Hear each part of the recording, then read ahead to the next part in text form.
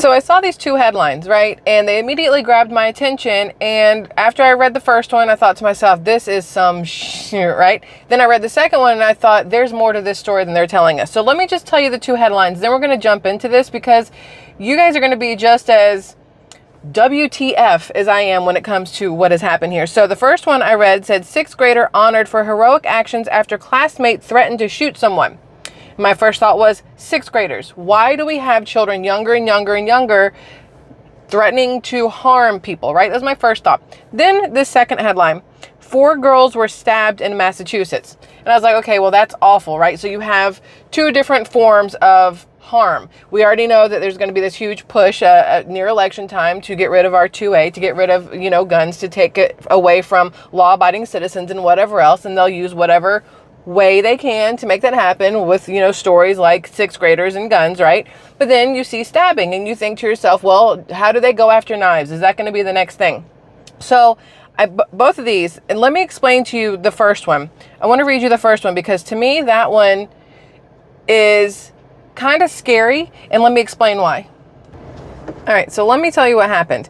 This was in Amarillo, Texas, right? And according to this, if I can get this ad to go away, according to this, a Texas sixth grader was honored for his heroic actions when a classmate brought a gun to school and threatened to shoot someone. This happened on February 20th at Travis Middle School. So they've given you the school name, then they give you the child's picture, then they give the name of this child on who ratted out the sixth grader with a gun. And that to me is a bad thing. Like, I understand they want to give this child, kudos for stepping up and doing what was right, because how many people would have been too scared to say something, to rat out a classmate, to tell on their friends, to do whatever else. But you have to think about it. If this other child was mentally whatever enough to take a gun to school and threaten to shoot someone, how do you think it's going to go when they find out who told on him and who got him in trouble and who got him, picked up by police as a sixth grader?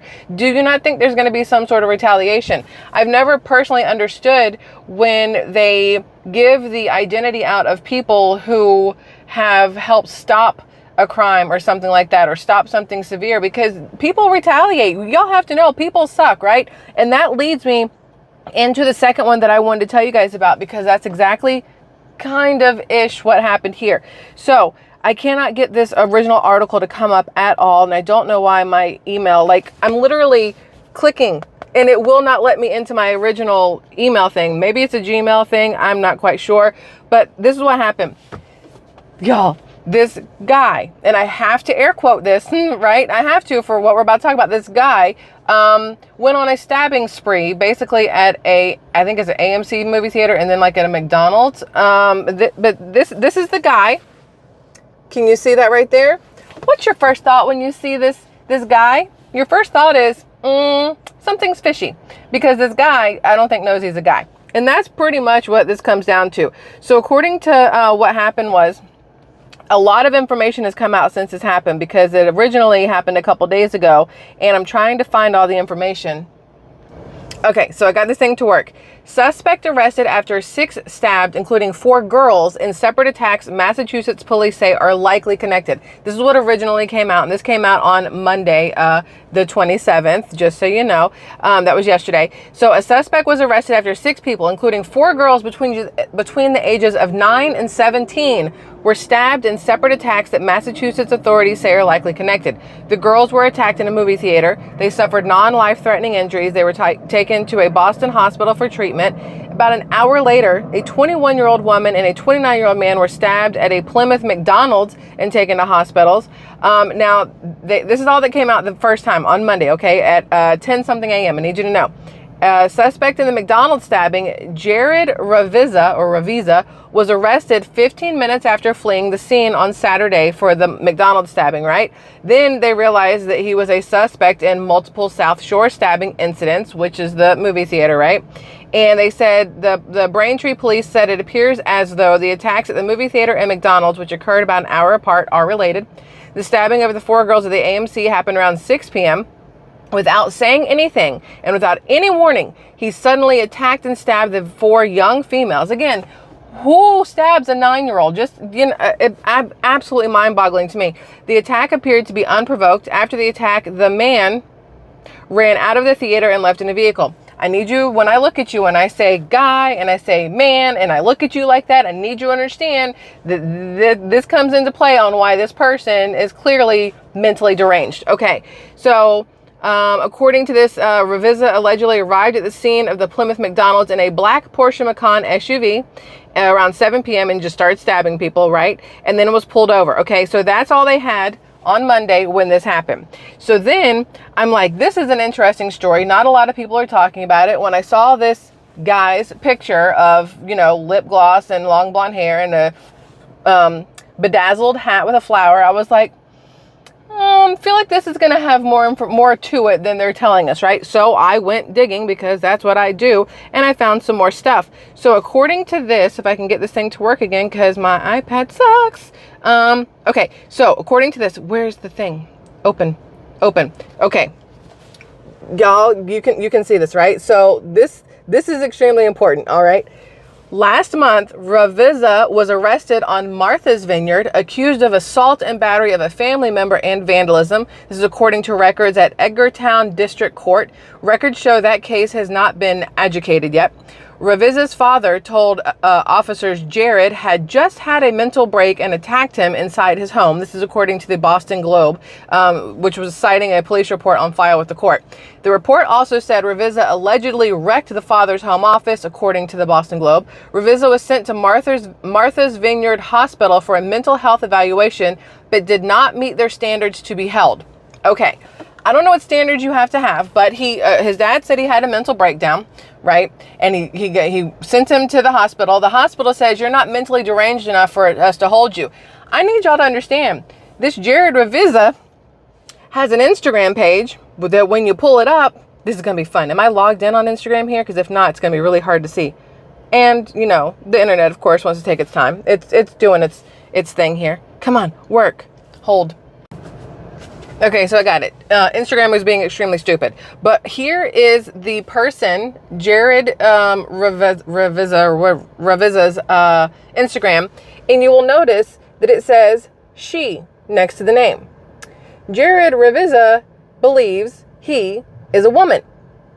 And based off the pictures on Instagram here, Jared Ravizza believes he is a woman.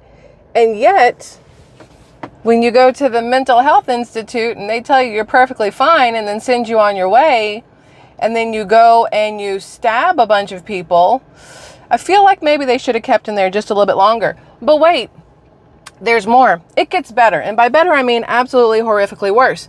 So prior to going on the stabbing spree, and what started the stabbing spree for this Ravizza person was the fact that he committed murder. I'm sorry, we're supposed to say she. I'm not doing it. He committed murder. Let me show you.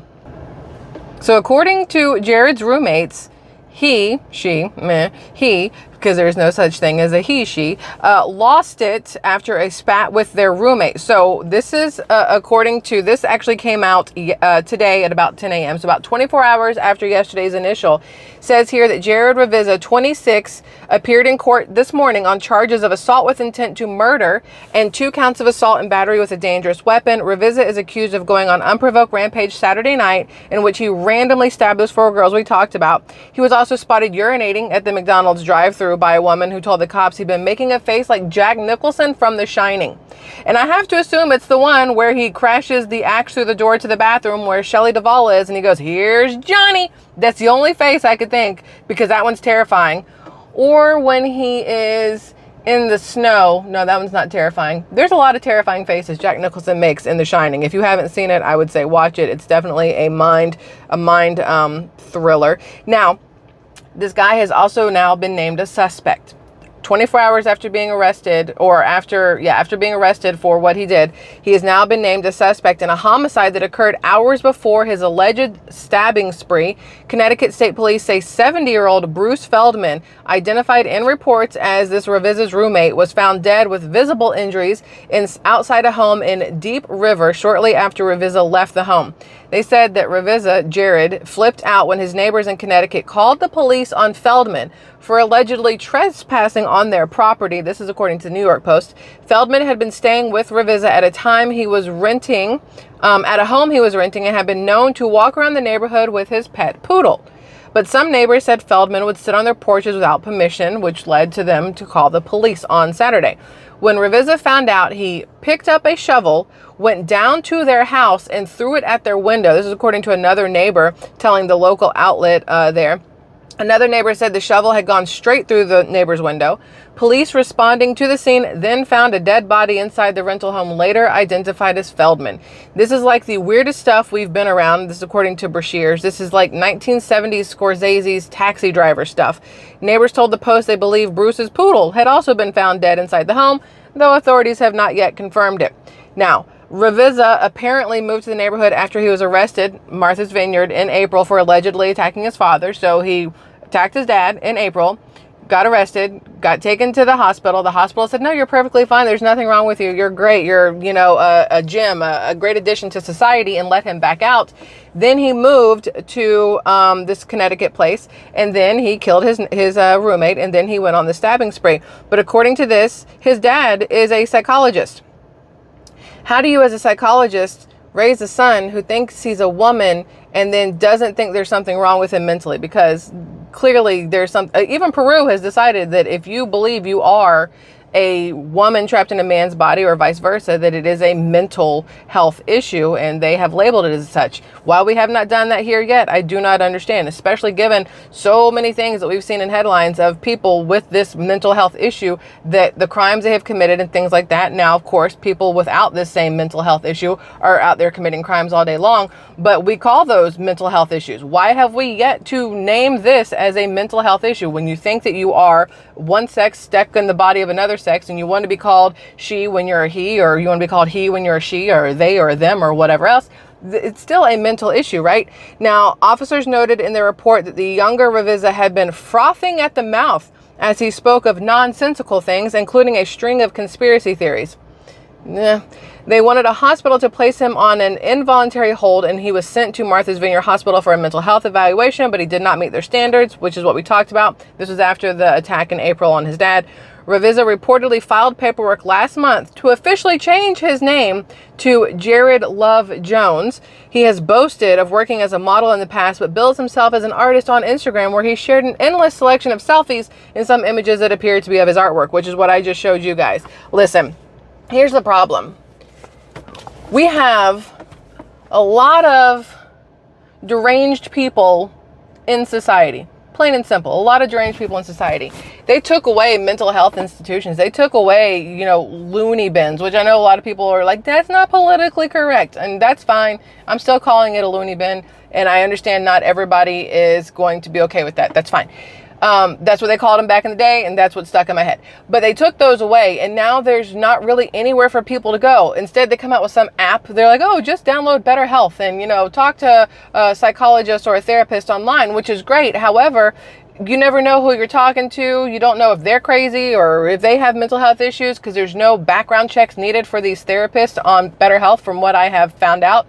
But we need more help with people like this, and just people in general who are having hard times in life mentally, because a lot of people right now lately have been just acting out. There have been random attacks on people. The people in New York walking around punching people in the face. Like, even Steve Buscemi got punched in the face. The actor, y'all know from Fargo, who just walks around punching people in the face. You had some guy there was punching women in the face. You have people breaking into things. You have people.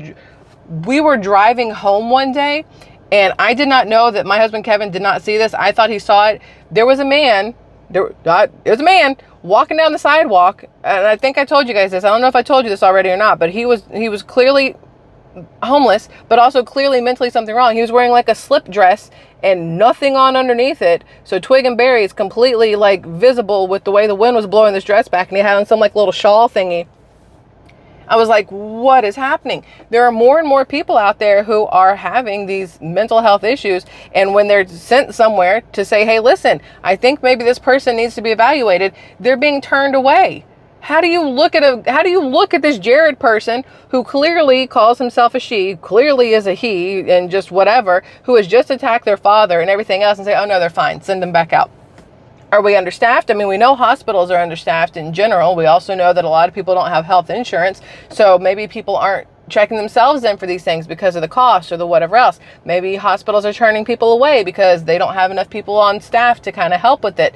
It is absolutely crazy because everything's going to apps. You have doctor on demand where you see a doctor online instead of going into a hospital. You have Better Health, so you talk to your therapist online instead of going into a therapist's office. You have all these different things that are online now. So when you have a physical need of help to go somewhere, there's nowhere to go. And it's absolutely crazy.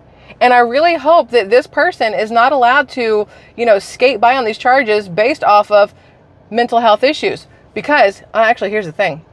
They probably won't claim it as mental health because then they would have to literally acknowledge that people who think they are the opposite sex stuck in the wrong body have mental health issues. I wonder how this is going to play out now. I'll be following this because I'm very curious, because if they were to say mental health, then it's going to start this whole slew of stuff for all these boys who think they're girls and all these girls who think they're boys. It's going to start a whole open a can of worms, right? That's how it goes. I wonder what they're going to do with this. But anyway, the reason I first saw it and thought it was interesting was because of movie theaters. My husband and I were talking about it, that movie theaters are going to be a thing of the past very soon. We've gone to a few movies in the last month or two, and every time we've gone in, there's like 6 people in there. How are these massive buildings staying in existence and, hiring people and keeping people employed when nobody's going to the movies anymore? COVID destroyed movies for everybody because you got so used to watching them in your house that now people are like, hey, listen, we went out and got a bigger TV. We went out and got surround sound. It's cheaper at home. We can have popcorn here that doesn't cost $10. You can get refills on your drink that doesn't cost $8. You can get up and pause it and pee anytime you want and not miss anything. Movie theaters are going away, especially, and AMC has had their stock has been up and down, up and down. So when I saw the stabbing and it was at an AMC, I was like, because remember when Batman or Joker, I don't remember if it was Batman or Joker, or it was along those lines, came out and there was that shooting inside the theater. I think it was a Regal theater in, I want to say Colorado, years ago, and I could be wrong. But things like that have made it so people don't want to go to the movies. You see that people are getting shot in theaters because there's no metal detectors, right? You can just take whatever you want in, even though they say no guns allowed. They can't really stop you. Then, people taking in knives and stuff. You got tasers. You got people with fists just willing to fight. It makes it so you don't want to go to these places in a dark room where everything's loud and you're not going to notice somebody moving because you're focused on this big screen in front of you. So that was it. I saw those 2 headlines and my first thought was they should have kept that little boy's identity secret, because now there's, somebody to retaliate against for that kid getting, ratted out.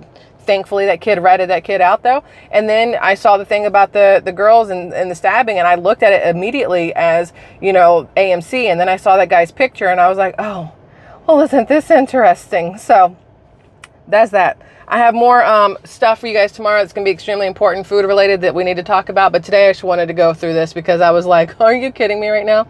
So that's that. Listen, SquirrelTribe, I love y'all immensely. Have a fabulous rest of your Tuesday, my dudes. Goodbye.